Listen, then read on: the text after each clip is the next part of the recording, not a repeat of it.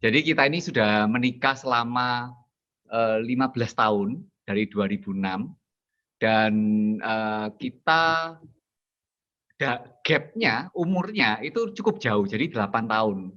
Jadi gap-nya antara saya sama Diana. Lebih tua Diana. Enggak, lebih tua aku.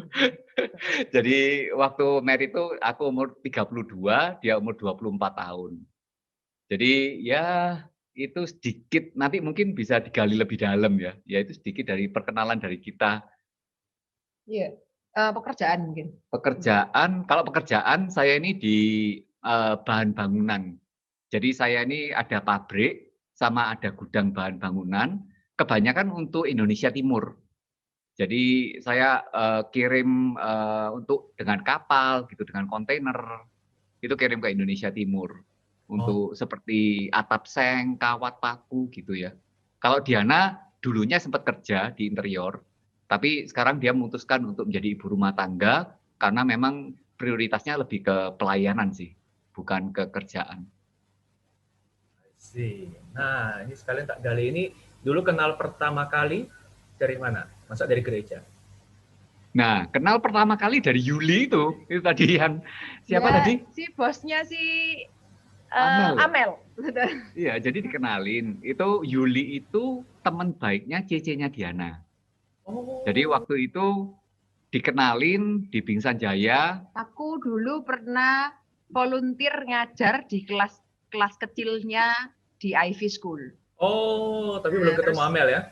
Belum, it was berapa? 2004, I think. 2004. Kita kenal 2005 kali ya. Ya, itu 2004 aku di Ivy School dulu. Oh, oke.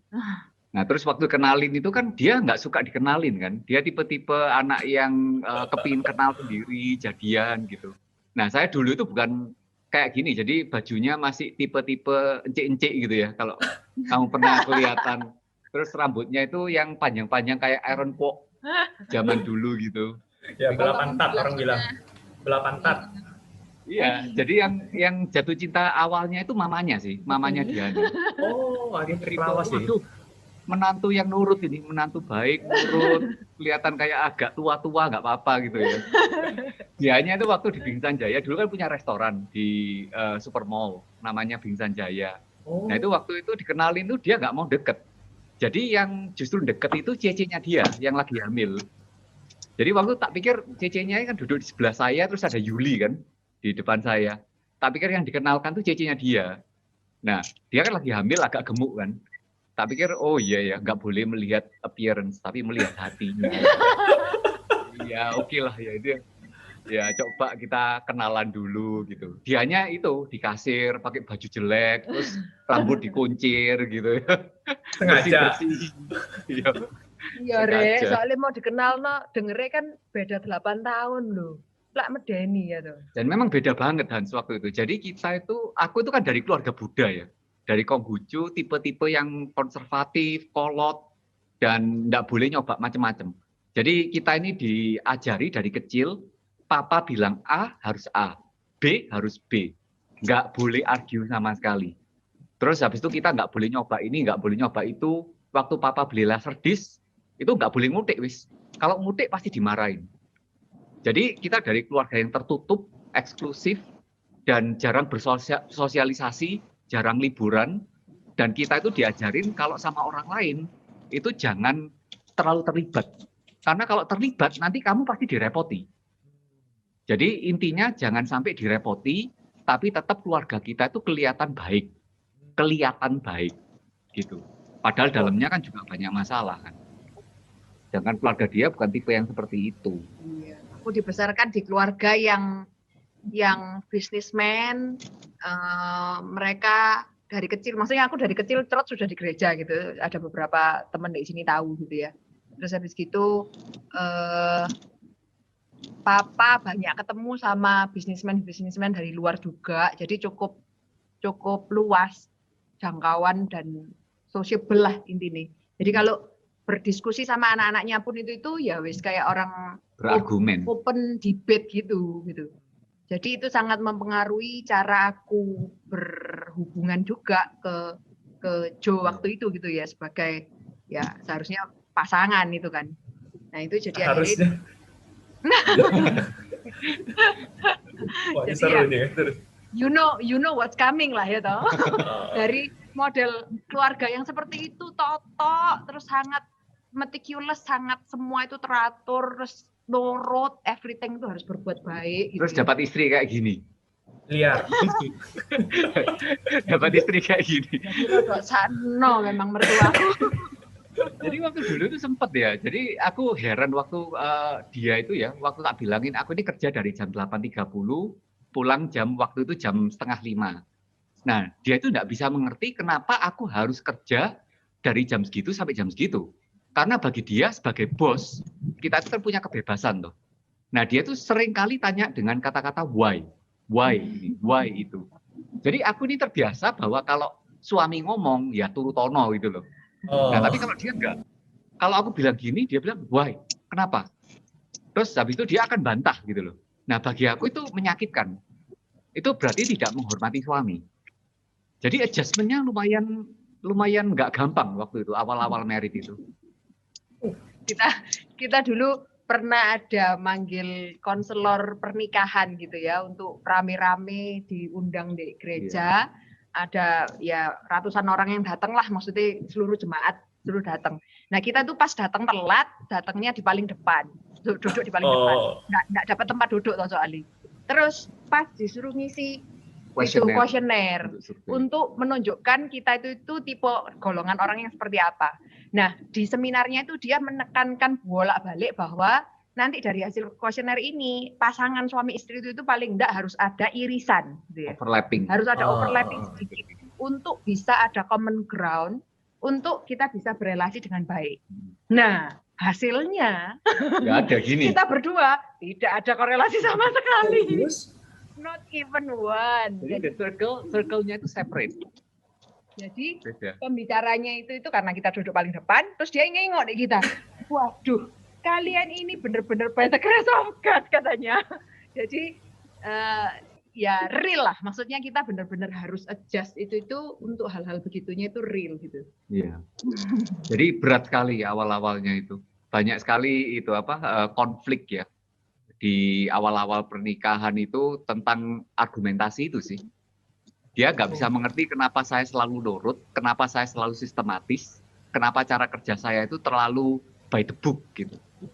Sedangkan kalau dari sisiku, ya kita harus being smart gitu. You use your time wisely. Kalau memang sudah selesai ya sudah, do another thing more effectively gitu.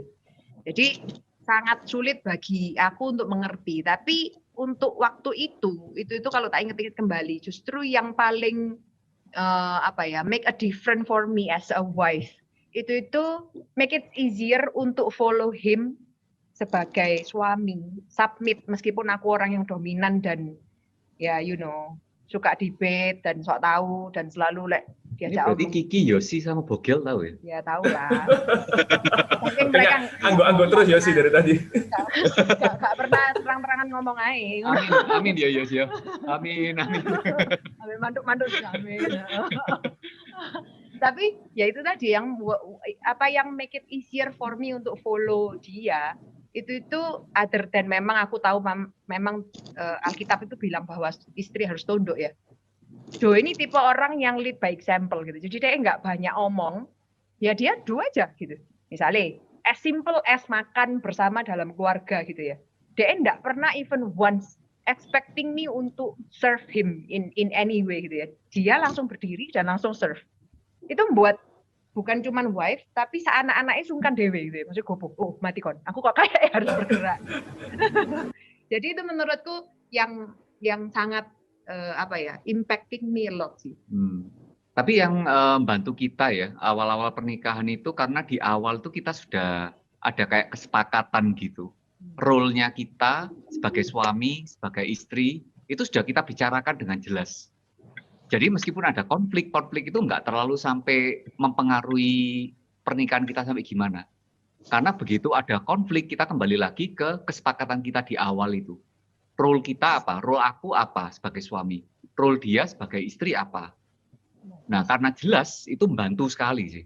di awal-awal pernikahan. Misalnya contoh ya, maksudnya supaya nggak terlalu gerambiang gitu ya. Maksudnya contoh misalnya kita pembagian job desk lah intinya.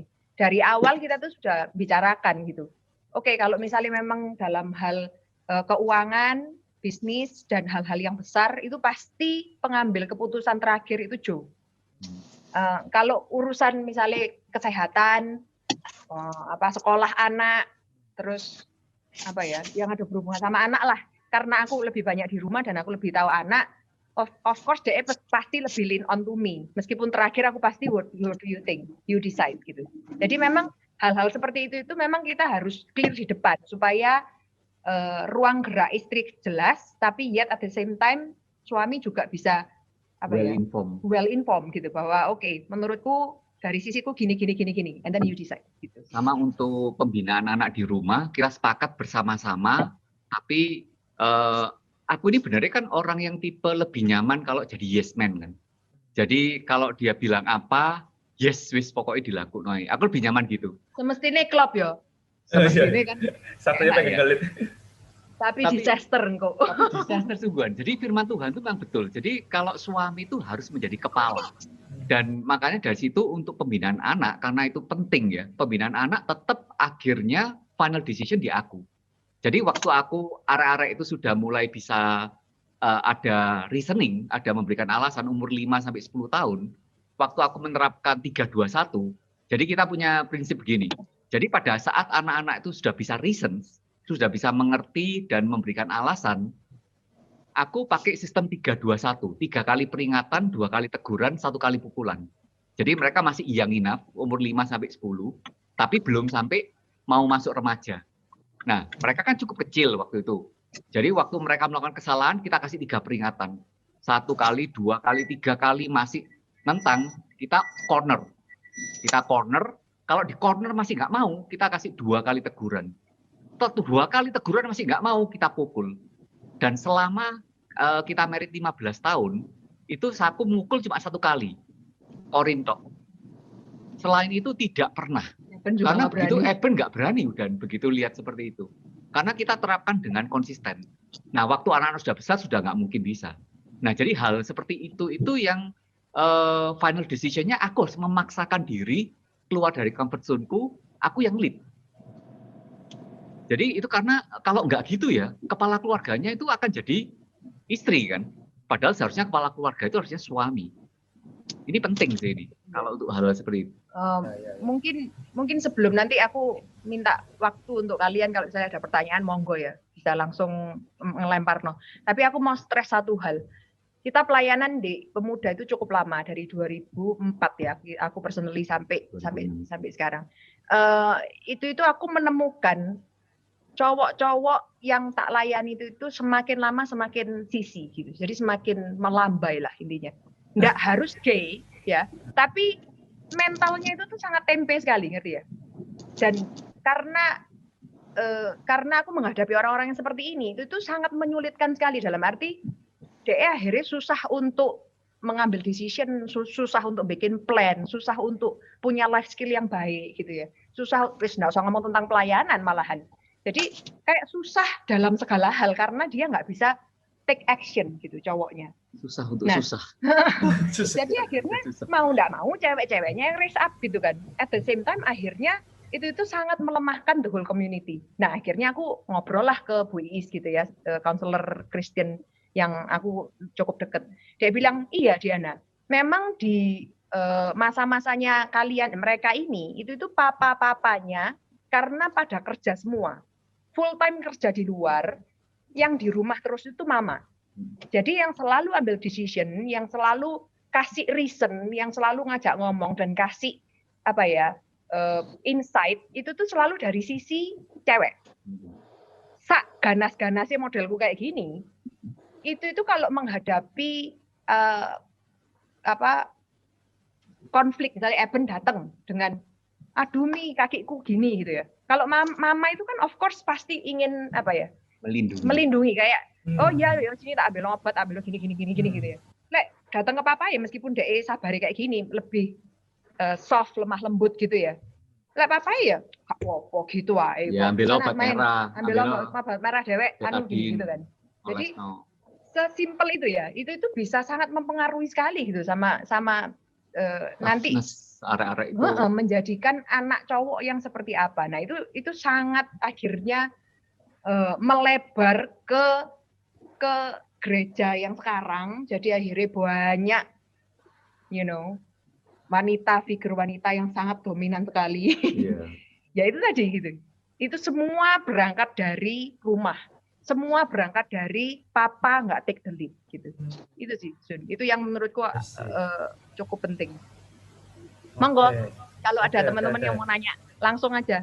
Ya, ini yang pertama nih kita bahas tentang keluarga nih. Adjustment tadi sudah di-sharingkan sama Kojo sama Diana. Jadi mereka ini bagaikan langit dan bumi, yin yang.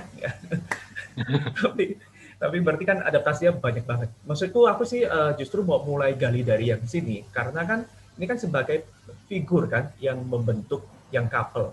Nah, sementara yang couple kita tahu ya dari keluarga juga kan beda sama misalnya yang personal kayak remaja, pemuda atau komisi pria wanita. Ini kan sebagai family ya keseluruhannya. Ini jadi pengen tahu apa ini memang keluarga yang gampang banget yang sangat relasional sehingga kok bisa-bisanya bangun komunitas yang couple gitu. Tapi ternyata kan strugglingnya nggak sesimpel itu ya. Nah, iya. Especially for him kali ya. Harus berusaha. Titik-titik krusial mana sih yang membuat sama-sama bisa sadar, oh iya, aku nih begini, aku perlu adjust ini, ya, aku perlu ngalah dalam hal ini. Yang tadi itu ya, gara-gara konseling itu memang nolong banget atau ada titik balik apa enggak? Sebelum itu mungkin aku nih kan tipe yang expressionless ya. Jadi aku nih tipe yang nggak terlalu robot berekspresi gitu. Jadi kalau aku nggak seneng itu ya aku ya diem gitu. Jadi Diana sendiri juga kadang-kadang mesti nebak-nebak gitu. Aku ini benernya lagi seneng atau nggak seneng, itu dia nggak tahu gitu. Awal-awalnya itu. Lalu kalau aku ini marah atau nggak marah, itu dia juga agak bingung nih. Aku ini marah apa enggak ini?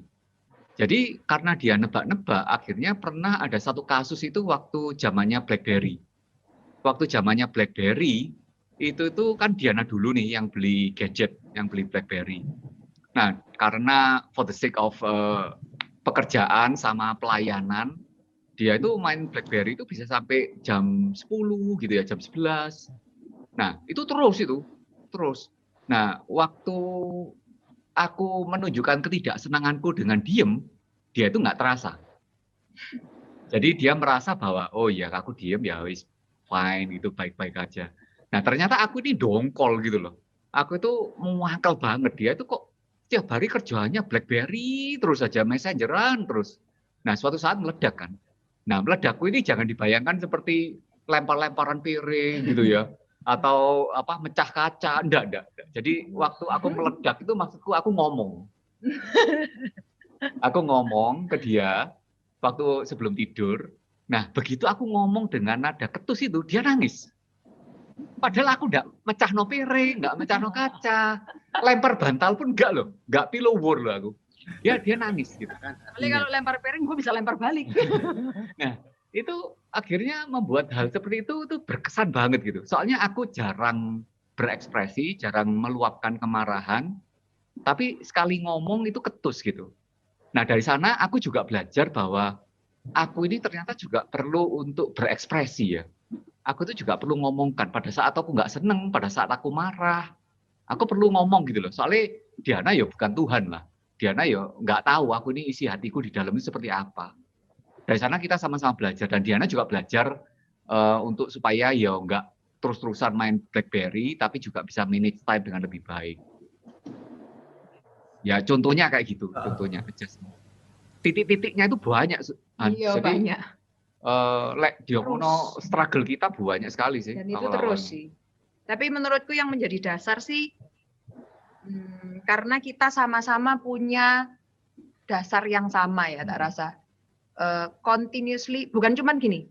Kadang-kadang seringkali kita sudah sejak kecil di gereja, itu merasa kita punya dasar yang sama. Tapi apakah benar-benar kita menjadikan kebenaran firman Tuhan itu benar-benar iyai gitu loh. Aku agree, setuju sampai tak lakoni. Nah itu loh. Misalnya kita itu dua-dua punya that same conviction tentang firman Tuhan. Menurutku mau beda-bedai sampai ya apa, at least kita bisa sama-sama ngomong, loh, the Bible says bilang begini. Ya bukan masalah lu bener, aku salah, atau aku salah, lu bener, enggak. Tapi what the Bible says gitu. Jadi bukan masalah siapa yang benar dan siapa yang salah gitu ya. Jadi menurutku itu sangat penting sih. Once again, aku tahu kalian sering denger ini, tapi ya mungkin baik untuk kita bisa think back ya. Apakah benar-benar menjadikan firman itu sungguh-sungguh diiyakan itu. Dilakoni. Itu sih. Thank you. Teman-teman yang lain ada mau kasih feedback, pertanyaan mungkin ada yang kepo atau ada yang punya case tersendiri mau share, silakan ya, feel free ya. Langsung saja. Langsung saja, silakan dipotong. Yes. Nah, jadi seganas-ganasnya Diana tetap keputusan di tangan Kojo. I try my best. Believe me, itu struggle every single day. Jadi Kojonya lega, Diananya batin. Ya, intinya gini loh ya. Intinya itu kunci peganganku selama ini itu ngempet. Kalian jangan pikir kasus-kasusnya itu dengan gampang selesai ya. Jadi tak kasih contoh ya. Jadi waktu kita pelayanan di remaja, aku ini kan dari keluarga yang tertutup. Jadi bagiku kamar tidur suami istri itu kan secret, itu penting dan private banget kan. Sedangkan dia ini kan di ICF di Ohio itu kan terbiasa seperti cara orang luar ya. Jadi apartemen itu share. Jadi banyak teman-teman yang datang. Jadi waktu pelayan di remaja, anak-anak remaja itu dari gate, dari pagar, itu bisa langsung masuk itu ke dalam kamar kita yang paling belakang. Kalau kalian pernah ke rumahku, kamar kita itu yang master room itu di yang paling belakang. Jadi mereka itu sangat at home gitu loh ke rumah kita. Nah, aku waktu awal-awal itu keberatan ya, ini private, ini kamar suami istri.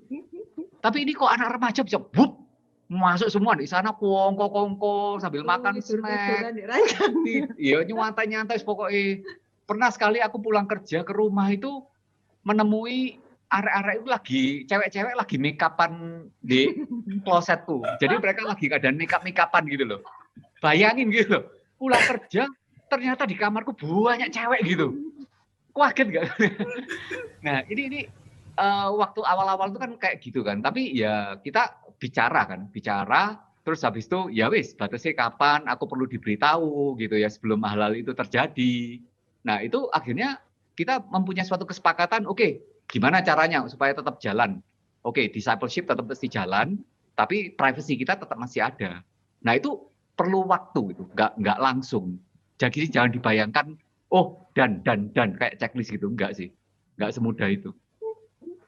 I see. Wah, shocking sih memang itu. Iya. Pernah nggak kalian pulang tiba-tiba banyak cewek gitu di kamar? Saya banyak senang gitu ya. Iya. Iya, di cita rasa pasti biasa. Ya. Itu mungkin impiannya Hansun itu. Diam-diam. Nah, ini aku juga mau lanjut nih. Ini justru menarik ya, karena kan begitu dibuka begini kan ini berarti kan sebenarnya bukan bermula dari situasi yang sangat ideal, lalu tinggal dibawa natural aja ke pelayanan kan, tapi ternyata prosesnya segitu banyak. Aku justru penasaran, kalau begitu ya, apa yang mendorong Kojo sama Diana ini akhirnya kok dapat panggilan untuk melayani yang sangat relasional banget, dan aku taunya maksudnya, aku ini bukan maksudnya membesar-besarkan atau baik-baikin ya, karena aku dapat testimoni banyak dari teman-teman satelit, bahkan dari para hamba Tuhan, tentang betapa, tanda kutip ya, sentralnya peran Kojo dan Diana dalam menghubungkan banyak orang. Nah, yang sekarang sangat tertolong karena YCF-nya udah maju, itu jadi seperti gerbong yang sangat menolong. Pemimpinnya mau apa itu sudah ada bala bantuan besar. Nah, kan kita lihat sekarang udah ada result-nya nih. Tapi prosesnya apa sih yang mendorong Kojo sama Diana dari keluarga yang juga gak semudah itu kan, sekarang akhirnya bisa pelayanan seperti ini? Apa sih yang mendorong panggilan kayak gitu? Aku dulu. Aku dulu. Ya kalau aku sih, jadi ini talking about calling gitu ya, panggilan. kenapa kok panggilanku memang mengerjakan pemuritan ini dengan sungguh-sungguh itu karena aku dibesarkan di persekutuan di sana di ICF itu tuh memang komunitas yang real gitu ya. Mereka sudah kayak keluargaku sendiri. Jadi kita share apapun itu benar-benar bukan cuman share belonging gitu, tapi benar-benar share the deepest, darkest secret in my life itu aku bisa share dengan mudahnya, bukan cuma untuk membuka aib, tapi aku open untuk supaya mereka itu correct me gitu. Dan supaya mereka juga bisa kasih aku rambu-rambu kalau sampai aku ada jatuhnya gitu ya.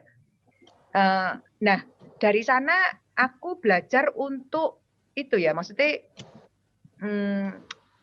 menggantungkan hidupku itu kepada satu kelompok yang memang sehat ini. Dan aku percaya pola pertumbuhan yang seperti ini itu yang memang the way to go gitu loh. Karena kita manusia ini penuh dengan pitfall, penuh dengan seluk-beluk hati yang begitu corrupted, imperfection yang mungkin kita sendiri itu seringkali blindsided gitu ya.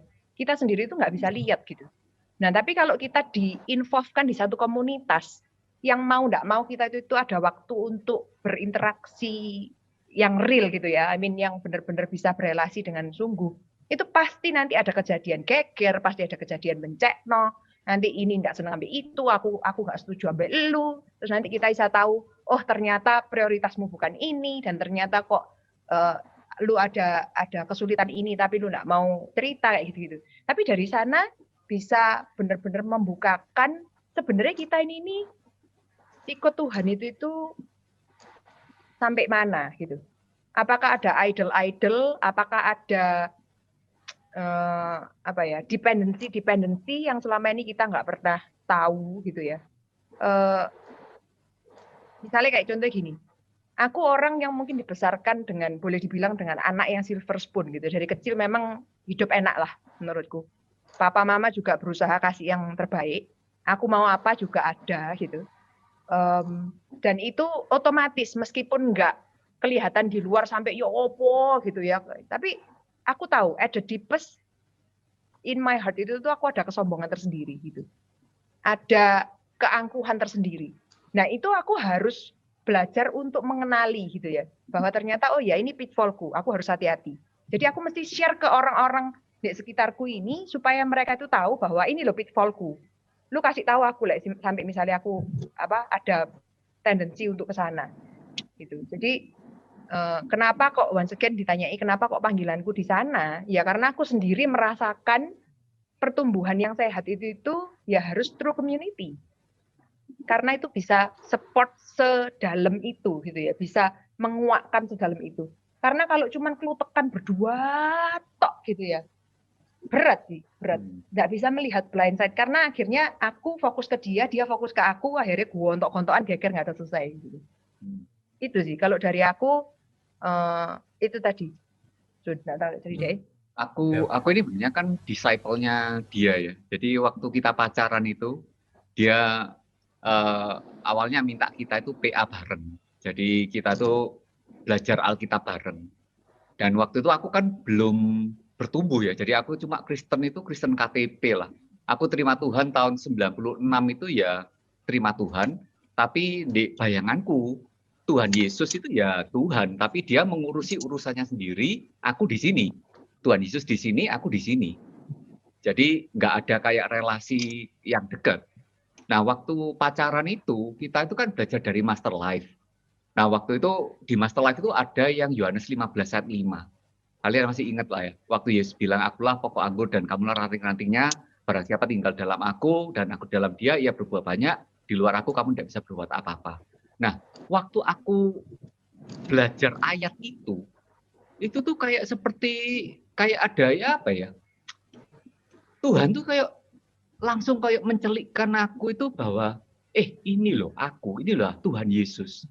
Tuhan Yesus itu deket banget sama kamu. Dan aku itu berelasi dengan kamu. Nah dari sana itu yang aku itu baru ngerti maksudnya Diana yang dimaksud dengan relasi. Relasi itu relasi seperti apa? Cinta itu seperti cinta apa? cinta vertikal itu seperti apa yang ditranslatekan menjadi habis itu cinta yang horizontal. Itu tuh aku baru ngeh gitu. Meskipun waktu ngeh itu bukan berarti mudah ya melakukan setelah itu ya. Tapi aku memahami bahwa ada perubahan kayak perubahan cara pandang gitu loh. Oke, ternyata Tuhan Yesus ini dekat sama aku dan berelasi dengan aku. Itu sih titik baliknya sih. Wow, oke. Ini aku sambil note ya beberapa highlight dari perbincangan ini. Jadi kalau Diana berarti memang sudah dapat dulu ya contoh model pengalaman komunitas yang real, yang sehat itu tadi ya. Kalau Kojo dicelikkan justru dari materi waktu sedang pacaran itu ya, Master Life gitu ya. Ya, bukunya ada di-share ke kami, ke aku. Masih bahasa Inggris. Belum sempat dipakai sih, to be honest, tapi sudah aku baca. Itu kayaknya memang perlu dipakai. Memang agak dalam sih itu ya. Itu betul butuh komitmen banget sih kalau ngikutin itu. Tapi bagus sih itu sih. Sangat recommended ya. Soalnya beberapa teman-teman yang sudah pernah pakai itu selain Kojo sama Diana itu dulu saya funding itu sudah berapa tahun ya, 3-4 tahun lalu ya, aku dikasihin fotokopian bukunya, ini kamu bacain, pakein ini. Oh, ini bahan PA baru, salah satu di antara pilihan banyak bahan PA. Tapi ternyata setelah makin kesini aku makin ngerti kan, termasuk salah satu yang ini kan, join awal-awal di YCF sana kan, kayaknya dia juga dapat blessing dari sana, maka apa yang dia pikir dia dapat, ya dia langsung share gitu ya. Iya, karena Glow itu dulu sebelum buku Master Life, mereka tak ajak untuk multiply itu tuh benar-benar kita dimarahin balik, ditolak mati-matian. Ya mereka bilang bahwa kita kan KTB ini for life gitu. Terus itu kan ya kita mesti bertumbuh. Kita ini siapa? Kok kita diminta untuk memimpin? Kenapa kok kita harus make an impact on others? Kita masih banyak punya dosa dan kawan-kawan. Ya banyak lah intinya ini. Tapi setelah mengikuti buku itu sendiri, kita nggak perlu terlalu banyak omong, mereka akhirnya tergerak. Thank you for sharing. Terutama misalnya buat aku pribadi sebagai salah satu pembimbing di YCF ya, ini penting banget sih aku untuk tahu ini karena secara umur, usia pernikahan, aku juga bukan yang senior kan, jadi yang aku miliki adalah ya ini maunya sih ya, mau ikut bertumbuh bukan karena lebih banyak tahu. Dan plus aku mau kasih satu testimoni singkat sih ya tentang bagaimana Kojo sama Diana ini yang justru approach aku personally. Padahal waktu itu sebenarnya nggak sangat kenal, cuma tahu oh ini pelayan di satelit, oh, oke aku hamba Tuhan di Pergolan. Tapi dan anehnya ya itu justru titik waktu itu sebenarnya aku sedang secara mental itu sedang lelah banget, sedang letih banget. Terus tiba-tiba diajak, catch up yuk, ngobrol yuk. Waktu itu pikiranku adalah, wah ini pasti mau ngasih project pelayanan lagi, nggak tahu mau dikasih job apa lagi. Aduh ini pasti antar rayon ini mau bikin program apa ini. Jadi aku sebenarnya sudah agak berat sih di pundak, tapi ya sudahlah, sungkan ya, masa diajak nggak datang. Akhirnya datang dan ternyata nggak ngomong apa-apa. Selain ngobrol-ngobrol biasa, nggak singgung pelayanan, yang ditanya malah kabarmu, istrimu gimana, kamu mau cerita apa, gimana kondisi. Dan itu shocking banget sih. Aku bahkan nggak pernah ngalamin ini dari siapapun, ya pernah dari satu orang ternyata Hendra Mulia, tapi yang kalau dari jemaat itu biasanya selalu antara jemaat dan hamba Tuhan adalah hubungan pelayanan. Tapi dari sana aku tahu betul, oh ini kan seperti ini ya. Ini kayak yang sering teman-teman satelit itu cerita-ceritain. Jadi ini testimoni bukan sekedar melembut-lembut, membaikin-baikin ya, tapi aku justru mau gali lebih dalam. Apa sih kok yang bikin seorang Kojo dan Diana ini pasti bukan pengangguran kan? Kenapa kok mau approach aku yang sebenarnya juga nggak ada hubungan langsung sama satelit sih? Pikiranku cuma ya paling program lah, tapi ternyata bukan itu. So berikutnya justru ini aku tertarik karena waktu itu Kojo sama Diana juga sering ngomong tentang pemuritan. Itu bahkan sebelum aku belajar dari ITMC ya tentang pemuritan ya. So tentang pelayanan yang couple ini, bahkan di luar yang couple pun aku tahu banyak anak-anak muda yang Kojo dan Diana juga bisa pegang luar biasa. Apa sih pemuritan itu? Kalau Kojo sama Diana itu cerita pelayanan selama ini kan yang bikin besar itu sebenarnya bukan tentang programnya kan, tapi justru ini. Nah, boleh dong coba dieksplor sih tentang pelayanan pemuritan di sana. Jadi kalau buat aku ya, kalau dari definisi yang paling esensi, pemuritan itu adalah proses untuk menuju keserupaan seperti Kristus. Nah, as simple as that. Nah, cuman banyak yang beranggapan bahwa kita menjadi murid Kristus itu untuk menjadi lebih baik. Padahal tidak. Untuk menjadi murid Kristus itu bukan menjadi lebih baik, tetapi menjadi baru. Makanya kita ada manusia lama, manusia baru gitu ya. Jadi kadang-kadang orang mengumpamakan gereja ini seperti bengkel. Oh, mobilnya rusak, dibenerin, terus keluar lagi kan. Tapi sebetulnya enggak. Kalau analogi yang lebih mirip, meskipun banyak cacatnya, itu kayak pabrik baru. Dari dulunya enggak ada, dari dulunya sudah wis rusak sak wis pokoknya. Itu dimasukkan pabrik, dipreteli, terus habis itu dilebur lagi, dijadikan baru. Kita jadi murid Kristus bukan jadi lebih baik, tapi menjadi baru. Nah, ini simple, tapi costly. Costly-nya kenapa? Costly-nya karena kita itu bukan cuma memberikan pikiran, tenaga, tapi kita memberikan hidup kita. Seperti yang Yesus bilang ya, di Lukas 9 ayat 23 kan kita mesti nyangkal diri, pikul salib, dan ikut Kristus. Itu cost our lives.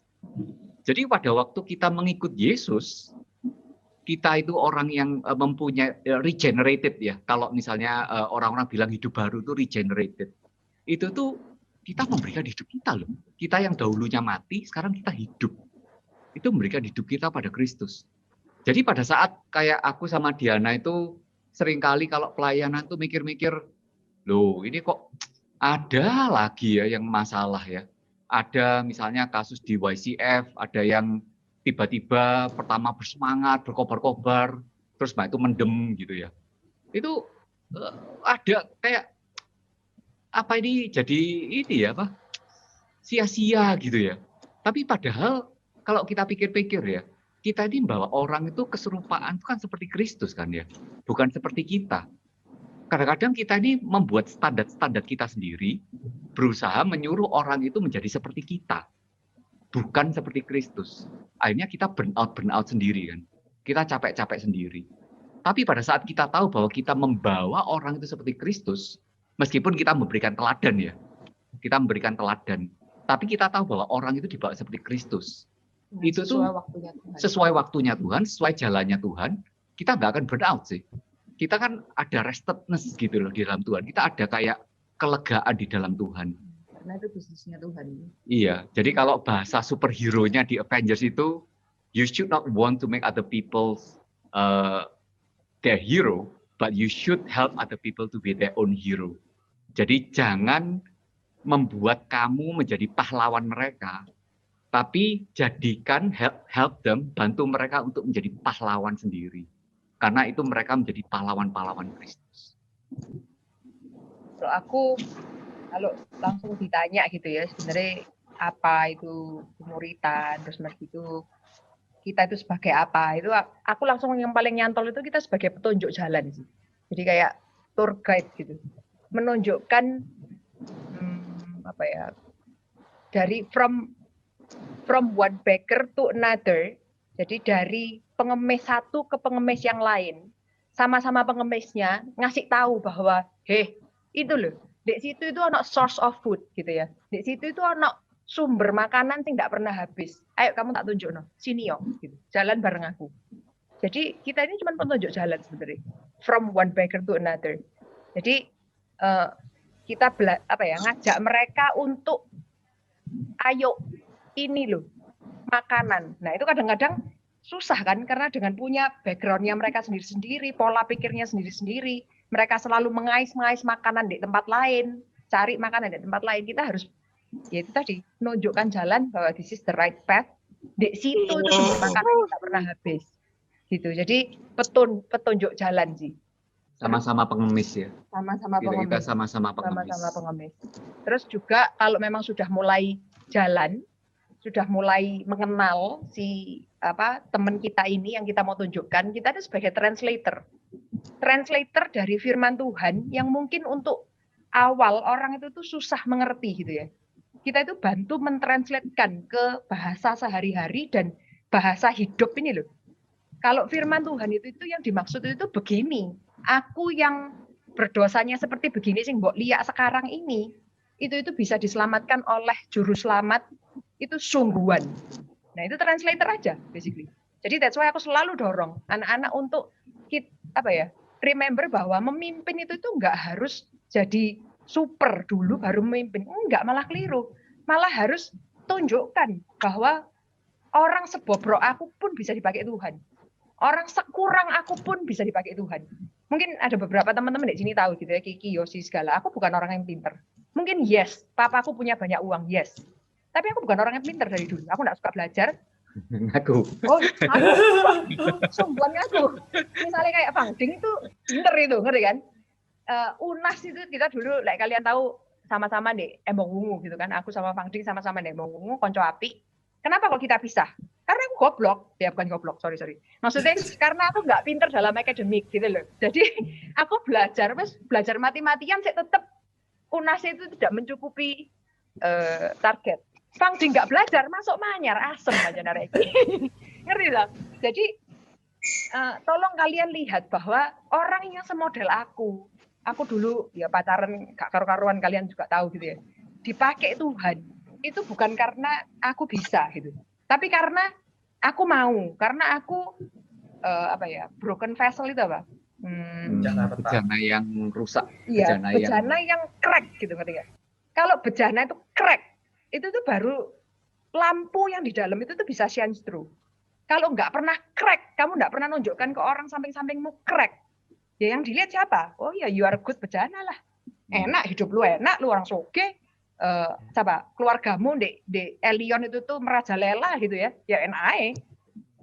Ya, akhirnya orang lihat cuman bejana yang indah ini. Lah ternyata enggak Lah ternyata dijeroni lagi. Diana ini temenan ya wis ngono iku. Lah lu wis tahu aku wis ngene iki gitu. Gitu. Jadi ya penunjuk jalan sama translator. Kalau itu dari aku. Oke. Ini ilustrasi bejananya juga powerful sekali ya dari firman Tuhan ya. Bejana yang dilihat bukan bejana indahnya, tapi justru retak itu bisa kelihatan sinar dari Tuhan yang justru tampak ya lewat crack hidup kita ya. Luar biasa. Thank you buat sharing tentang pemuritan ini. Berarti pendekatannya gimana? Pelayanan selama ini. Yang gimana kok bisa memenangkan hati banyak orang? Bisa nggak share ke kita mungkin poin-poin yang utama yang kita perlu perhatikan dalam pelayanan pemuritan dari tiang couple ini? Mungkin sebelumnya aku share foto-foto mereka dulu biar kalian punya bayangan kali ya. Boleh. Ini aku bisa langsung share screen ya? Bisa.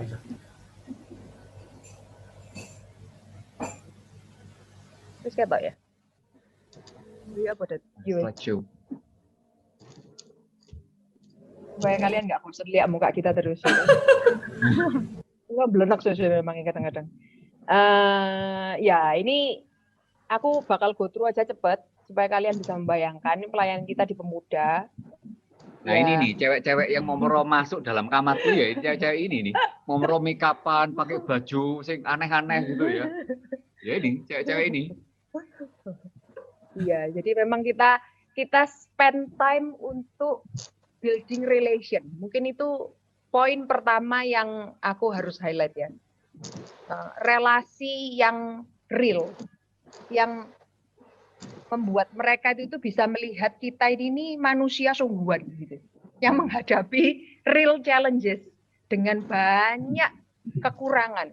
Meskipun orang baik kayak gini, ya toh, tapi tetap banyak kekurangannya dan butuh Tuhan gitu. Dan itu kita berusaha sharekan ke mereka. Kita berusaha seterbuka mungkin supaya mereka itu bisa merasa bahwa oh ini bukan someone yang monk orang suci yang nggak bisa tak ikuti, enggak, saint, betul. Tapi this is someone yang just like me tapi mau dipakai Tuhan. Oleh apa yang harus kulakukan cuman aku mau atau enggak gitu toh. Nah, terus Mas ya side effect-nya itu nanti ya sekarang habis. Maksudnya baiknya Tuhan gitu ya. Tuhan itu tuh take care semuanya gitu. Meskipun kita terus mingle dengan pelayanan dan kawan-kawan. Tapi justru karena itu, anak-anakku ini dibiasakan dari kecil, ya wis kumpul ambek orang gitu. Mereka terbiasa bersosialisasi.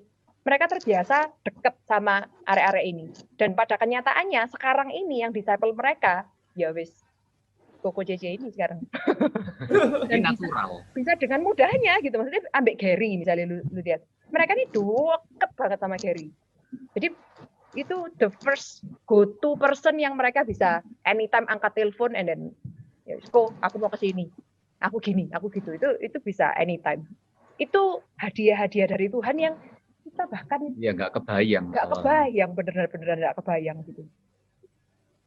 Nah ini mulai aku ngajak si Ani sama Romo untuk involve gitu. Nah terus ini mulai dari dinner 2013 itu Pak Tony sama Bu Mega mulai nanya, aku bisa bantu di pelayanan apa gitu. Jarang-jarang ya maksudnya orang yang maju dan tanya aku bisa melayani di mana itu ya mereka berdua ini gitu. Waktu itu kita pikir mereka mau ngajak kita pelayan usiawan. Soalnya mereka kan umurnya 60-an. Ternyata justru mereka yang over help gitu. Jadi sangat membantu Paul sih. Mereka berdua mentors bagi kita juga di YCF juga jadi very great support gitu. Ini the original seven. Start dari ibu-ibu, and then mereka terbeban untuk ngajak bapak-bapak, dan mereka merasa ini ya. Menurutku satu hal yang kedua, poin kedua yang cukup penting itu mereka merasakan ada perubahan dalam hidup mereka sejak mereka ikut komunitas ini gitu. Terutama yang waktu YCF bapak-bapak ya Ji ya, iya. David sama Budi. Iya. Itu dia bilang kalau sebelumnya aku bener-bener enggak tahu, ini David ya, orang yang dari kecil sudah sekolah minggu juga, bener-bener enggak tahu bahwa aku itu harus jadi seorang imam. Dan aku setelah tahu dan aku menjalankan, itu merubah hidup dari aku, bojo dan anak itu benar-benar berubah gitu. Jadi mereka saat teduh itu setiap hari sekarang. Padahal kita ya. Dan ini gitu. Waktu di YCF pertama kali kita ngadakan saling mendoakan dari dalam satu keluarga, orang tua doakan anak, itu tuh ngefeknya luar biasa. Ternyata banyak keluarga-keluarga ini yang tidak pernah berdoa bersama. Yes. Dan pada saat anak-anak itu didoakan sama orang tua mereka, banyak hal yang terjadi. Jadi kayak misalnya contohnya Warren ya, anaknya Budi Vera, itu kan sempat stres ya. Jadi dia tuh suka nyabutin rambut kepalanya. Jadi dia tuh botak gitu di bagian depan gitu. Tapi setelah regular mereka tuh ada doa bersama, ternyata doa itu membawa Darren itu kepada kesadaran bahwa ternyata papa mamaku ini sayang aku ya. Yes. Ternyata peduli sampai aku ya. Selama ini dia merasa sebagai anak pertama, dia itu yang selalu di-press, ditekan, selalu menjadi role model yang harus perfect gitu. Tapi ternyata waktu Budi sama Vera mendoakan, itu memberikan dia kayak kasih yang sebelumnya dia nggak sadar itu. Sekarang kalau kalian lihat Warren, enggak itu rambutnya itu sudah penuh. Itu efek banget, hal yang sangat kelihatan mata kayak gini loh. Dan banyak sekali orang-orang yang setelah berdoa bersama itu mereka melihat manfaat berdoa itu secara real. Jadi bukan hanya teori, praktek langsung. Iya. Jadi ya orang-orang inilah yang dengan sendirinya ngajak orang lain untuk ayo ikut toh. Itu bukan karena untuk ngebek-ngebeki YCF untuk menambah numbers ya. Tapi benar-benar mau share bahwa benar-benar ini merubah hidupku gitu loh. Kamu lek ndak ikut caranya Tuhan, itu disaster gitu loh. Jadi ya mereka merasakan perubahannya. Ini kita Habitat for Humanity ya. Kita melakukan kegiatan sosial bareng, bangun rumah. Iya, bangun rumah bareng. Poin yang selanjutnya mungkin untuk building relation itu prosesnya memang harus step by step. Kita harus mulai dengan building moments. Iya, soalnya kan kita ini dari orang-orang yang tidak terlalu kenal, kan kita harus kenal nih. Kita harus build friendship dulu kan. Caranya gimana? Ya caranya kita perlu ada momen-momen bersama. Waktu-waktu yang kita bisa masukkan dalam memori kita, yang kita itu bisa ngobrol bareng. Dari A dan B yang nggak kenal, Terus habis itu karena ada momen yang bersama, kalau di remaja itu kita sempat ada bus itu mogok ya. Mogok waktu itu di Pacet. Itu mogok bareng seluruh remaja Elia itu lagi terdampar di pinggir jalan, 30 remaja. Jejer-jejer di pinggir jalan. Jadi itu jadi momen yang mereka nggak pernah lupakan. Mogok di tengah luar kota, semuanya remaja kecuali aku sama Diana. Wah, itu jadi pembicaraan terus itu. Jadi momen-momen kenapa kok kita buat? Bukan karena kita itu sekedar having fun, tapi supaya ada pembicaraan. Nah, waktu ada pembicaraan itu ada friendship. Nah, dari friendship kita go deeper untuk menjadi brothers and sisters. Nah, itu proses yang step by step-nya itu seperti itu. Dan setelah itu baru masuk kelompok kecil, ada openness, ada honesty, ada trust. Soalnya kalau nggak ada openness, nggak ada honesty, nggak mungkin tuh ada accountability. Karena kita bukan Tuhan. Kalau orang itu tidak mau mengungkapkan apa yang menjadi beban, apa yang jadi masalahnya dia, kita juga nggak akan tahu kok cara membantunya dia gimana. Dan gimana cara melakukan disiplin gereja. Kalau misalnya kita nggak tahu apa permasalahan orang itu. Apalagi dari ini ya, maksudnya kita sama-sama tahu kalau Elion ini dari gereja yang isinya itu Chinese family, Chinese conservative, jadi punya background keluarga yang sangat kental gitu, maksudnya budaya keluarga yang sangat kental. Jadi itu tuh ya ada beberapa positif lessons yang baik sekali gitu ya, pekerja keras lah, ulet gini dan gitu. Tapi banyak sekali value-value yang harus di-unlearn. Banyak sekali value-value yang harus belajar untuk di prune gitu ya. Sama kalau kita mau bertumbuh dalam Tuhan, kita itu ada beberapa hal dalam hidup yang kita harus berani duduk dan tanya sama Tuhan. Tuhan, dalam hidup ini sekarang apa yang harus di-prune? Prune itu tahu ya, kayak dipangkas ya. Iya, dipangkas. Kayak gitu. Dipangkas itu ya. In order for tumbuhan bisa bertumbuh dengan baik, itu yang nggak perlu itu harus dipangkas. Supaya nutrisi yang baik itu tuh bisa jalan ke daun yang berbuah. Itu pokok anggur itu. Yes, pokok anggur itu tadi. Jadi kembali ke situ lagi juga sama sih. Jadi bukan kita ini bukan pelopor pemuritan ya sebetulnya. Sebetulnya di Elion sendiri sudah ada pemuritan. Jadi pemuritan kelompok besar, kelompok menengah, dan kelompok kecil itu sudah pernah ada yang mencoba. Akan tetapi ya permasalahannya itu values-values yang konservatif Chinese ini masih sangat ketat sekali. Jadi contohnya itu kelihatannya baik. Jadi yang aib di dalam diri kita atau dalam keluarga itu bagaimanapun nggak boleh keluar. Jadi akhirnya nggak ada kejujuran atau keterbukaan bahwa kita ini sebetulnya vulnerable. Sebetulnya kita ini broken. Nah, memang kita nggak boleh mengumbar-umbar aib kita ya. Tapi dalam kelompok kecil di mana ada trust, di mana ada kesepakatan bersama bahwa kita itu di sini untuk tumbuh bersama, itu merupakan wadah di mana kita ini bisa mengungkapkan apa yang menjadi pergumulan kita dan kita dikoreksi nih. Makanya ada accountability, ada disiplin gereja, itu bisa jalan. Jadi don't get us wrong ya, dalam arti kita nggak setuju dengan orang yang atau a group of people atau group of church yang suka mengumbar-ngumbar aib, nggak ada tujuannya itu salah forward gitu ya. Tapi kalau memang kita itu bisa terbuka dengan a group of people yang trusted dan memang sudah bertumbuh bersama dan ada tujuan yang baik, itu kita harus work for it. Karena kita memang Tuhan Yesus ya seperti itu sih. Yes. Tuhan Yesus kan ada kelompok yang itu 12 rasul itu loh. Dia berkhotbah di orang banyak. Jadi ada murid-muridnya yang 500 orang itu, ada muridnya 12 orang, dan juga ada yang paling dekat 3 orang tuh, Petrus, Yohanes, Yakobus kan. Jadi itu yang Tuhan Yesus role modelkan buat kita. Pada waktu dia sedih, pada waktu dia marah, pada waktu dia ini tuh tahu, sama-sama tahu semua gitu kan. Nah ya pertanyaanku maksudnya apakah kita sudah punya that kind of a relationship dengan orang-orang di sekitar kita? Apakah kita sudah being real or not? Atau kita selama ini ke gereja ini hanya sekedar ya wis pokoknya sing penting gua ceplok atau lendak ya pelayanan titik-titik lah sing penting aku sudah feel good gitu loh, ngerti nggak? Makanya aku rodok ini ya selalu mengingatkan begini, hati-hati dengan kita sudah merasa sudah melayani, and then aku merasa feel good. Padahal sebenarnya kita nggak ada waktu buat Tuhan.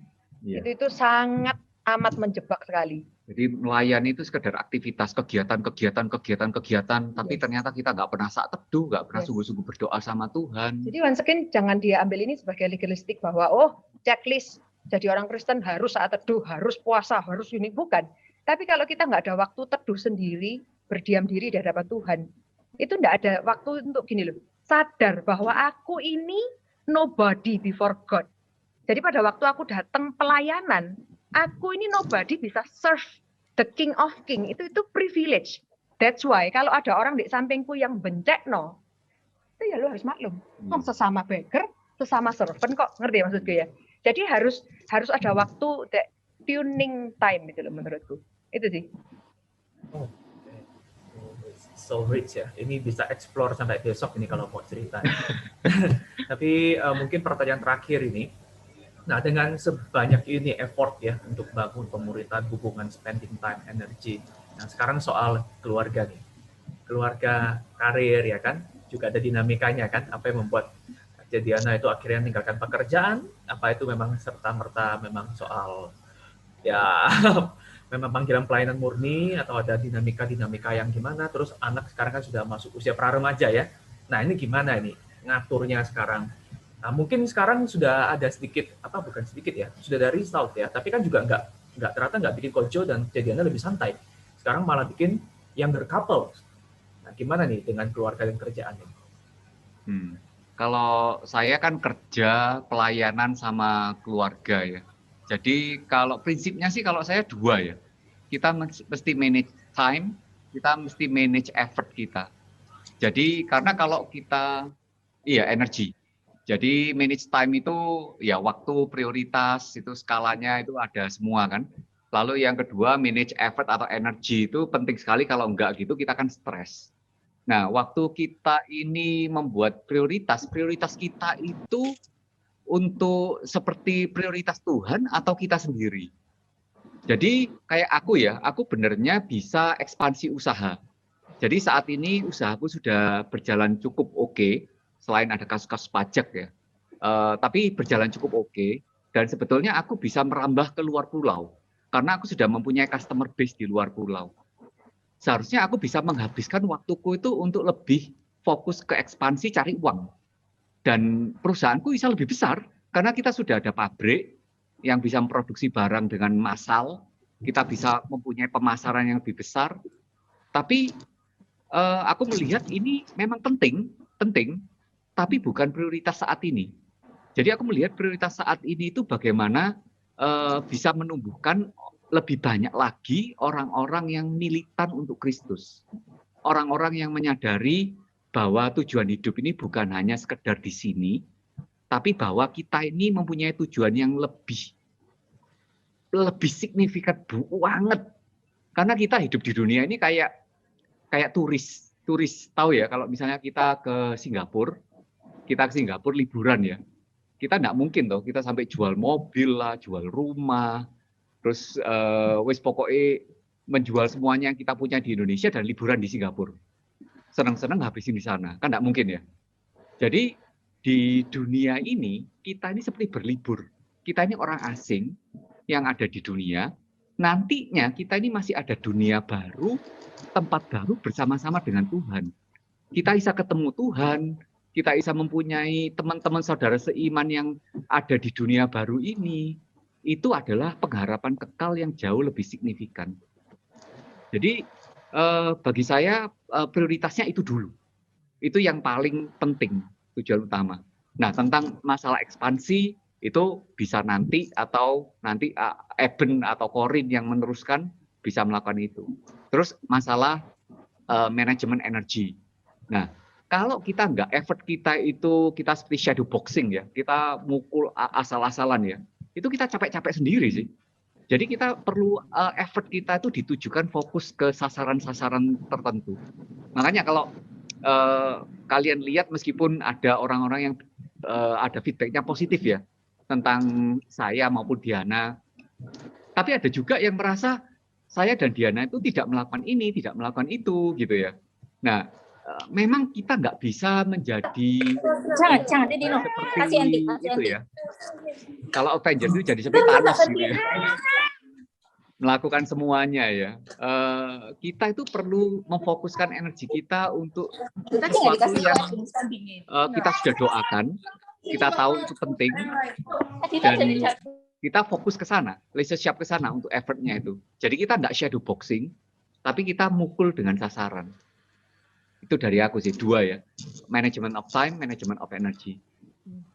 Kalau aku sih basically selalu balik nanya ke diriku sendiri. Sebenarnya basic needs-ku itu apa gitu ya.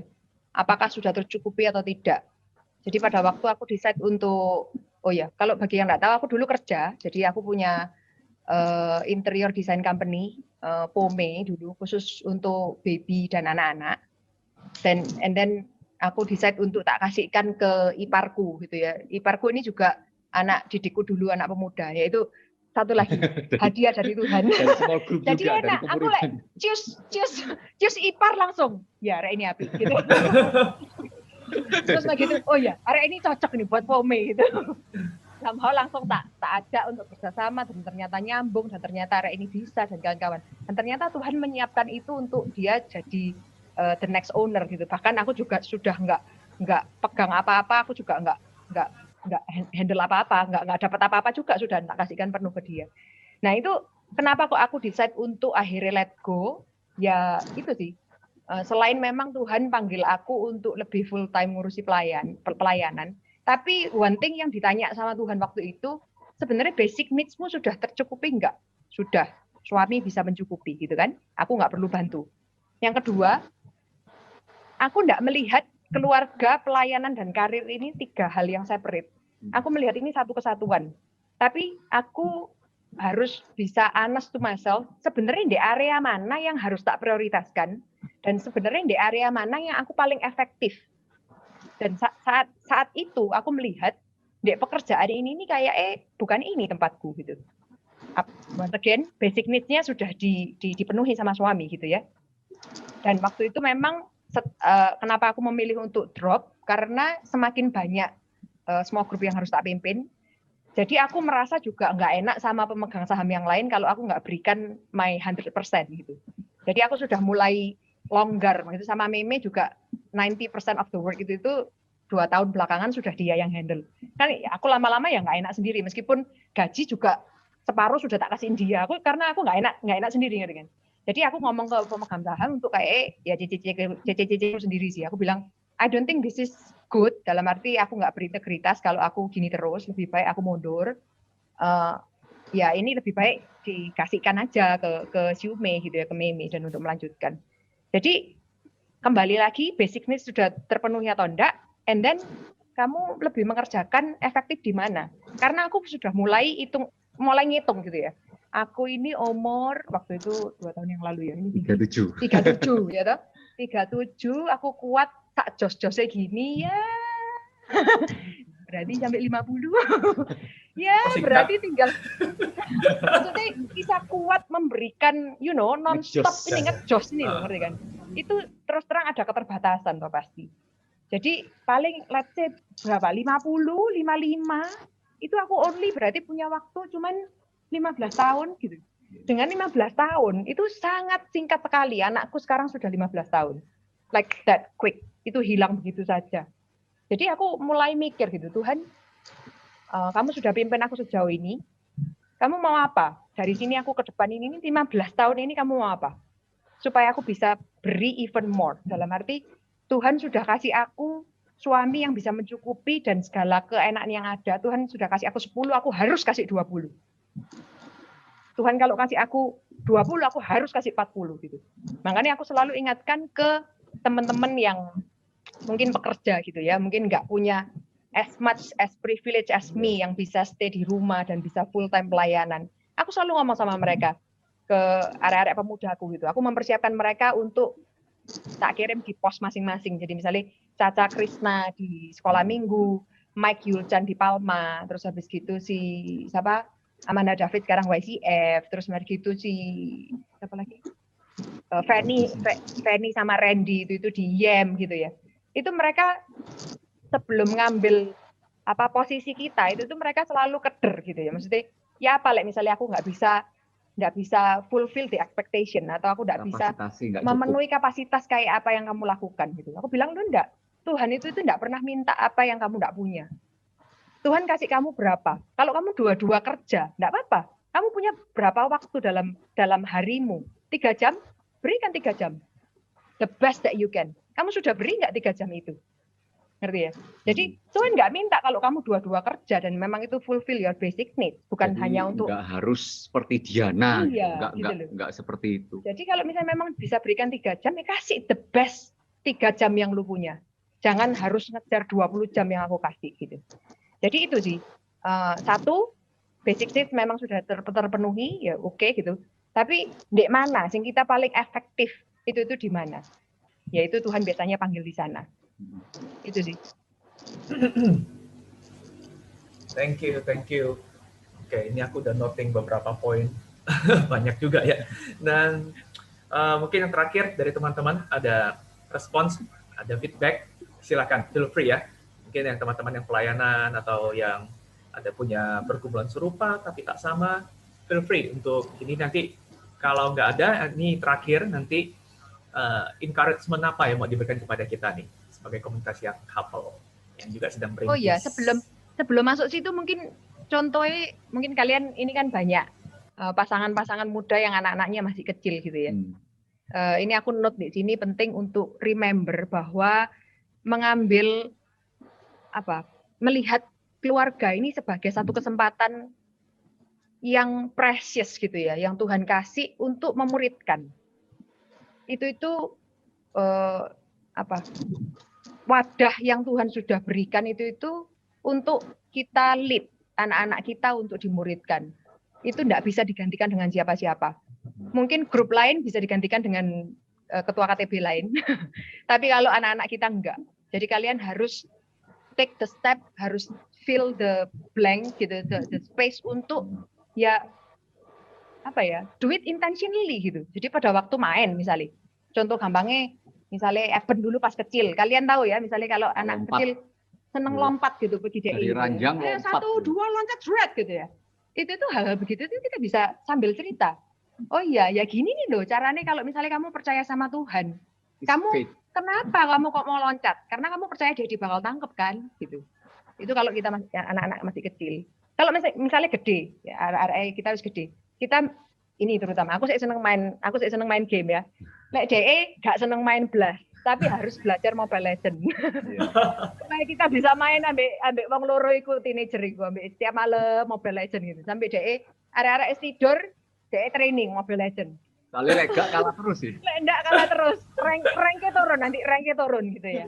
Nah, itu sambil kita main kan iso ngoceh itu. Kenapa? Iya di sini siapa main Mobile Legends? Pasti banyak di sini Mobile Legends ya. Kalian tahu turret kan? Jadi kalau sebelum membunuh inhibitornya yang mother benteng-bentengan ya, gitu loh. Benteng utamanya itu kita harus menghancurkan benteng-benteng kecil. Nah, benteng ini itu kalau kita deket itu tuh narik dan nyedot nyawa gitu ya. Jadi aku selalu ngomong ke mereka. Dan aku tuh ya rodok goblok tuh banyak nih. Maksudnya main gitu kan emosi. Maksudnya aku itu fighter. Jadi tipe yang aku suka gitu. Jadi sing terus gitu kan. Kudu nang cepetan mateni gitu. Tapi karena emosi, jadi akhirnya nggak sadar kalau ketarik turret gitu kan. Terus aku bilang sama Evan, ya gini nih loh Ban, ambil main. Ya gini nih Ban, dosa itu ya. Like kita nggak sadar, kita itu bisa ketarik kayak gini. Saya nggak sadar kepingin terus deket, tapi kita mati tengah jalan, gitu ya. Jadi selalu ngerti ya, selalu cari kesempatan. Selalu berusaha untuk, aduh ya apa Tuhan aku bisa masuk, ya apa Tuhan aku bisa masuk gitu. Jadi kayak Mobile Legends itu kan juga banyak ya, like di chat itu kan meso ya. ASU lah, apalah. Itu ya kita lihat ini dunia yang nyata ini. Jadi maksudnya kita jangan cuma comfortable di akuarium gereja, tapi di dunia nyata ini orang-orang di luar ini seperti ini. Tapi jadi ada kesempatan untuk menjelaskan ke mereka. Iya. Sebenarnya kenapa sih kok nggak boleh? Kok nggak boleh? Maksudnya kok nggak boleh ngomong hal-hal yang seperti itu? Itu kenapa? Apakah hanya karena Ya, cuman Intermezzo, obscene gitu Bu. Apakah karena gitu aja atau ada hal yang lebih dalam daripada itu? Iya. Itu jadi pembicaraan tuh. Yes. Bahkan tentang surga neraka itu juga bisa jadi pembicaraan. Terus pas anak-anak kecil gini, itu sangat baik sekali untuk spend the time sebelum tidur. Ya, Itu ngobrol. take time untuk ngobrol aja. Saat teduh, doa, Tidur di ngobrol. samping, mari saat teduh, mari doa, tidur di samping, ngobrol aja. Dia seneng dongeng sih. Terus ada ngobrol gitu. Jadi ngobrol itu tuh Eben Korin tuh bisa tanya banyak hal ya. Dari seks sampai ya apa cara punya anak, Sampai ya kenapa kok mesti percaya Yesus? Ya. Apakah Yesus benar-benar ada? Surga itu modelnya kayak apa? Nanti aku lek mati ya apa? Nanti lek papa mama mati ya apa? Gitu ya. Terus nanti aku kalau Di surga ketemu Kela enggak? Kela anjing kita sing wis mati. ya. Ketemu Kela enggak waktu di surga nanti? Terus gitu Mi gimana Eben ini? Mi gimana kalau aku nanti enggak dapat istri yang baik-baik gimana? Itu dari Eben umur kelas 4. Bisa keluar pertanyaan-pertanyaan yang seperti itu. Jadi please make time and cari every opportunity untuk ngobrol, untuk bisa masuk. Dan prayerfully secara sadar minta sama Tuhan untuk opportunity seperti itu gitu. Itu sih. Itu sebelum penutup. Okay. Maaf, lali itu tadi Lali. Okay, very nice.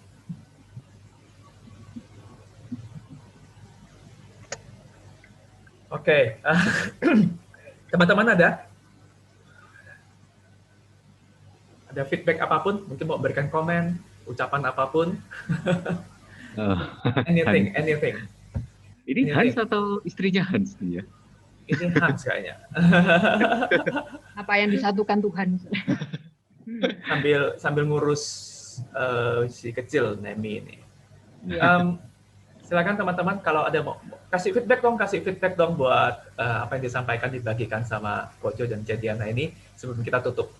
Nanti closingnya Kojo sama Jedin bakal kasih kita encouragement ya bangun yang couple ini. Nice sharing ini dari Bruce Lee. Bruce Lee.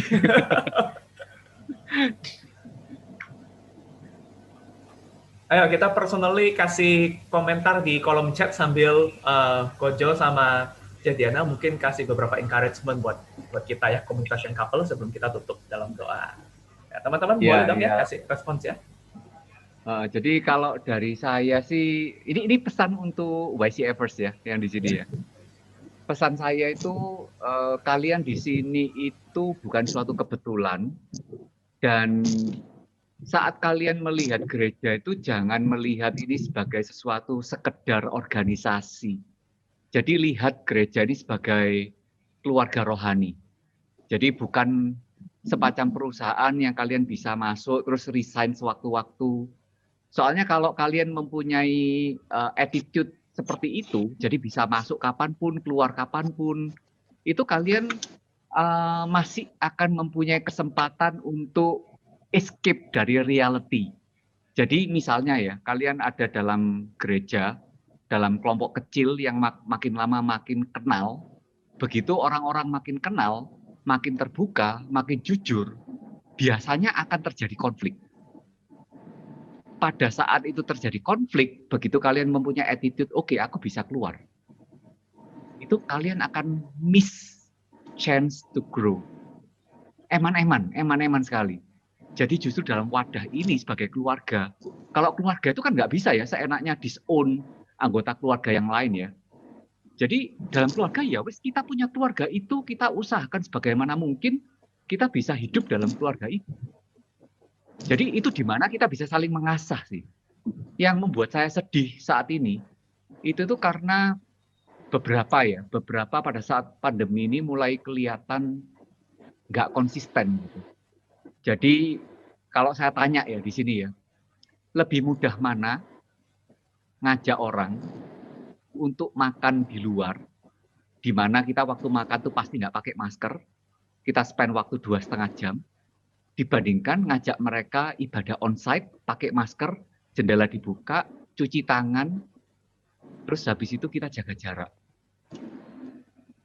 Satu makan, satu ibadah onsite. Satu buka masker, satu pakai masker. Lebih gampang ngajak orang makan teman-teman. Lebih gampang ngajak orang makan, di mana kita harus buka masker. Saya bisa mengerti orang-orang yang sangat takut, jadi di rumah terus, potong rambut juga mesti di rumah, jarang-jarang, sampai rambutnya panjang gitu ya. Dan dia memang nggak mau ibadah onsite, dia ibadahnya online gitu. Itu saya bisa mengerti karena konsisten ya, dia memang takut. Tapi saya tidak bisa mengerti orang-orang yang bisa ke mall, makan-makan dengan masker terbuka, tapi waktu diajak ibadah onsite itu nggak bisa. Saya sedihnya kenapa? Saya bukan sedih karena mereka tidak datang ke gereja. Saya sedih karena kalau begitu ada kemungkinan mereka belum terima Tuhan. Dan berarti itu kita perlu berusaha lebih keras lagi. Berusaha lebih keras, ya tentu saja itu anugerah Tuhan ya untuk mereka terima Tuhan. Tapi kita perlu mengabarkan tentang Kristus itu lebih lagi kepada orang-orang ini. Itu yang buat saya sedih sih. Jadi lihatlah gereja ini sebagai keluarga rohani. Jangan melihat hanya sekedar aktivitas, kegiatan. Semua wadah yang kita bikin, itu wadah untuk memberikan pertumbuhan untuk orang-orang itu. Wadah itu tidak memberikan pertumbuhan, might as well kalian cari jalan lain sih. Jadi jangan hanya sekedar untuk mempertahankan suatu wadah. Misalnya seperti Persatuan Wilayah, YCF. Kalau ini tidak memberikan pertumbuhan, cari jalan lain. Yang penting orang-orang ini harus bertumbuh seperti Kristus. Itu yang nomor satu. Ingat keluarga rohani. Pandang sebagai keluarga rohani. Kalau dari aku mungkin itu ya. Maksudnya kalau sudah punya komunitas,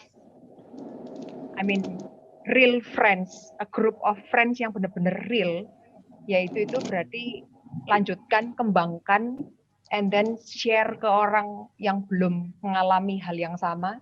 Tapi kalau belum punya komunitas yang seperti itu, I think you should get one. Harus cari. Karena in order for us to grow, itu beneran nggak bisa grow alone. Itu kita desainnya Tuhan itu. Iya, kita bukan lone ranger sih. Kita diciptakan sebagai body of Christ. Body of Christ bukan cuman berarti program based gitu ya, tapi body of Christ yang dimaksud itu benar-benar support satu dengan yang lain dalam real life ini loh. Organik. Secara organik, one another. Persalingan itu. Dan kalau kita sungguh-sungguh mengerjakan apa yang jadi panggilan dari Tuhan, kita mau apa, itu nanti kita bisa melihat dampaknya itu tuh besar. Waktu itu kita mengerjakan hal yang kecil di pemuda, itu kita nggak terbayang sih. Maksudnya sampai sekarang itu tuh kita bisa menjadi bridging people gitu ya. Maksudnya kita nggak sadar bahwa dengan begini karena aku cedek ambil arek-arek pemuda dan akhirnya kita cedek juga sama yang tua-tua, akhirnya kita itu bisa jadi bridge. Akhirnya kita memudahkan pelayanan yang ada. Itu kita not even can imagine gitu. Dan karena kita serve the younger one, akhirnya anakku juga ada yang disciple lagi gitu. Iya, ada yang murid. Jadi akhirnya gereja ini menjadi satu kesatuan yang ngeflow gitu. Maksudnya yang memang naturally itu make sense gitu ya. Nggak usah harus sampai ngeden gitu, diada-ada no. Ini nggak ada tapi diada-ada no, enggak. Tapi ya memang seharusnya seperti itu gitu. Dampaknya itu snowballing banget. Iya. Snowball. Tapi dari kecil itu gelundung ke besar. Yes. Jadi ya harus ingat bahwa harus mau take time untuk, nggak apa-apa geger, take time untuk get real, be open, be honest. Kalau misalnya kita memang bisa open sama orang-orang sekitar kita, itu it means hubungan kita sama Tuhan itu pelan-pelan bisa getting stronger and stronger sih. Berarti kita cukup safe, merasa aku itu sudah dicukupi dan diterima sepenuhnya sama Tuhan.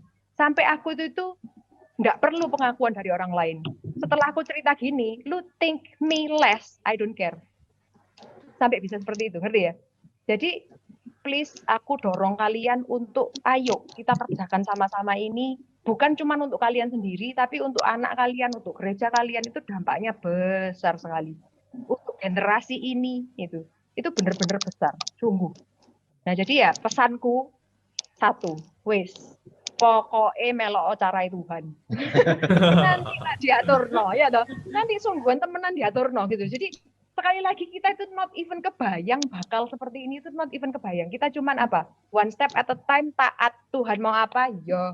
Tuhan mau apa? Gitu. Wes gitu tok sih. As simple as that. Iya. Meloo carai Tuhan.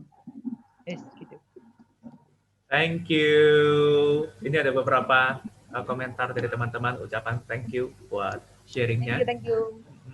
Dan kalau aku yang jelas ini ya memang sudah ada target dari lama sih ya buat berbagi sama kita di sini. Sama saudara ada satu lagi ya, yaitu Ko David sama Cah Amanda yang juga sih ya. Hopefully nanti satu kali juga bisa share di sini, kan mereka juga penerus ya. Dan ada perubahan juga. Thank you so much for sharing genuine, real experience. Sama-sama. Juga kerasa banget sih hatinya buat pemuritan itu. I mean ya udah pengalaman pribadi tadi sudah tak testimonikan juga untuk pelayanan ini. Nggak ada kata-kata lagi deh. You know, you know it all. Kan juga masih kontak-kontak ya sama Kojo sama Jadiana, bahkan sebagai seorang Semangat. Ya. Sebagai seorang hamba Tuhan, aku merasa belum pernah ada jemaat yang mendekati aku sebagai seorang pribadi dan bahkan mendoakan, menanyakan kabar. Itu aku nggak pernah expect itu terjadi. Dan baru ada Kojo sama Jadiana ini dari jemaat loh ya. Kalau dari hamba Tuhan adalah 1-2 orang, tapi jujur saja juga bukan dari Elion. Dan ini menginspirasi aku banget sih dalam pelayanan pemuritan yang sekarang aku juga lakukan dan masih terus bertumbuh, belajar banyak hal, memperhatikan yang memang sekarang belum ada dampak langsungnya ya. Tapi karena aku merasakan manfaatnya, ya prinsipnya sama sih. Kita mendapat, kita tahu ini berdampak besar, kita berikan itu juga kepada orang-orang yang kita mau berikan. So once again, thank you so much for sharing. Dan mungkin ini agak minta ekstra, tapi tak pikir bagus juga. Doain kita dong kalau gitu buat closing sekalian. Oke. Kita popcorn aja ya. Popcorn apa ini? Oh, doanya itu kayak popcorn kan cetus gitu ya. Jadi apa yang ya muncul? gantian aja ya. Ya, pernah kita lakuin juga ya waktu itu. Iya. Oke, let's pray. Ya. Tuhan Bapa kami dalam surga, kami bersyukur kami bisa berbagi Tuhan dengan YCF di Pregolan. Kami berdoa untuk hikmat dan pimpinan daripada Tuhan. Pemuritan memang simple Tuhan untuk menjadi serupa seperti Kristus. Tetapi itu sangat-sangat costly karena it cost our lives. Tuhan, kami berdoa untuk kekuatan daripada Engkau. Kami berdoa Engkau terus memberikan kami kemampuan untuk keluar dari zona nyaman kami. Mungkin kami sekarang lebih suka untuk melakukan apa yang kami rasakan enak buat kami. Tapi kami ingin berubah Tuhan, supaya kami bisa melakukan kehendak-Mu yang kadang-kadang sulit dan nggak gampang untuk kita pahami bahkan untuk saat ini. Kami berdoa untuk Pregolan yang sekarang sedang melakukan pemuritan, baik itu pemuritan dalam skala besar, menengah, apapun kecil, terutama dalam relasi ini Tuhan. Kami sungguh berdoa untuk mereka bisa menjadi suatu keluarga rohani, menjadi brothers and sisters in Christ, yang betul-betul militan untuk Tuhan, memberikan segalanya untuk Tuhan, baik dalam pelayanan di gereja, pekerjaan mereka, maupun dalam keluarga mereka. Dan kami berdoa untuk pemuritan-pemuritan di dalam keluarga, di mana suami sebagai imam, istri sebagai penolong, dan anak-anak yang dimuridkan, itu bisa berjalan dengan baik. Karena itu satu-satunya yang memberikan kekuatan kepada kita pada saat kita mengalami hantaman-hantaman seperti pandemi ini Tuhan. Di mana tiap-tiap dari kami punya keluarga-keluarga yang secara intentional, itu secara relasional memuridkan. Terima kasih Tuhan. Tuhan, kami sungguh mengucap syukur, kami bisa melihat spark here and there di Prekbun Tuhan. Ada pergerakan-pergerakan yang dilakukan saat ini Tuhan. Ada kerinduan-kerinduan dari anak-anak muda-Mu ini Tuhan, untuk mengerjakan apa yang menjadi rencana-Mu. As a church, kiranya Engkau mau pimpin, kiranya Engkau mau berkati, Engkau mau tuntun Tuhan satu persatu, supaya mereka sungguh-sungguh bisa menjadi satu komunitas yang powerful, komunitas yang real, komunitas yang bisa sungguh-sungguh bertumbuh dan membawa dampak kepada siapapun yang mereka temui, kepada siapapun yang mereka layani. Kami juga sudah melihat banyak di sini teman-teman yang sudah melayani di gereja, di kepengurusan. Kiranya Engkau mau berikan mereka hikmat, berikan mereka wisdom Tuhan dalam memimpin, dalam melayani supaya mereka bisa share the love of Christ kepada orang-orang sekitar mereka. Kami mengucap syukur Tuhan untuk kesempatan di mana kami bisa share the story of our life yang penuh dengan kekurangan, tapi yet Engkau bisa pakai dengan luar biasa. Kami berdoa supaya keluarga-keluarga kecil di sini Tuhan, dengan segala keterbatasan dan struggle yang dihadapi dalam kehidupan sehari-hari. Engkau adalah Tuhan yang tahu, Tuhan yang menyediakan apa yang dibutuhkan, Tuhan yang setia, Tuhan yang menuntun jalan mereka satu persatu. Kiranya Engkau mau terus ingatkan mereka untuk selalu bergantung pada Engkau. Terima kasih Tuhan. Kami mau menyerahkan mereka dalam tangan-Mu saja. Kami mengucap syukur Tuhan untuk kesempatan ini. Dalam nama Tuhan Yesus kami sudah berdoa dan mengucap syukur. Oh iya Tuhan, tidak lupa kami berdoa untuk Hansun dan Jacqueline sebagai pembina di YCF Regolan. Kami tahu segala kesibukan mereka dan time management dan untuk bagaimana bisa mereka mengelola tenaga mereka Tuhan untuk bisa melayani Tuhan dengan baik. Sungguh tidak mudah Tuhan. Kami berdoa untuk nanti pendidikannya yang untuk Hansun akan mendapatkan lagi untuk melanjutkan studinya. Kami berdoa Tuhan sertai dan Tuhan pimpin supaya dalam mengelola waktu dan tenaga bisa dilakukan dengan baik. Dan kami juga berdoa Tuhan agar Engkau juga memberikan semangat kepada tiap-tiap dari pasangan-pasangan muda di sini supaya mereka tidak mudah menyerah dengan keadaan kehidupan ini dan ingat bahwa mereka ini adalah turis orang asing di dunia ini. Dan bahwa rumah kita adalah rumah di dunia yang baru, rumah yang bersama-sama Tuhan. Kita bisa bertemu face to face dengan Tuhan.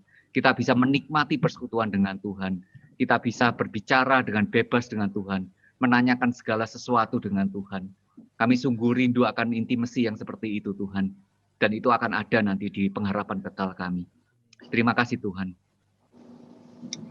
Tuhan, pada akhirnya kami juga berdoa, Tuhan akan menolong Kojo dan Jadiana, semakin mereka setia dan taat, Tuhan juga akan melebarkan pengaruh mereka untuk membawa hadirat Tuhan dalam orang-orang yang hidupnya mereka invest.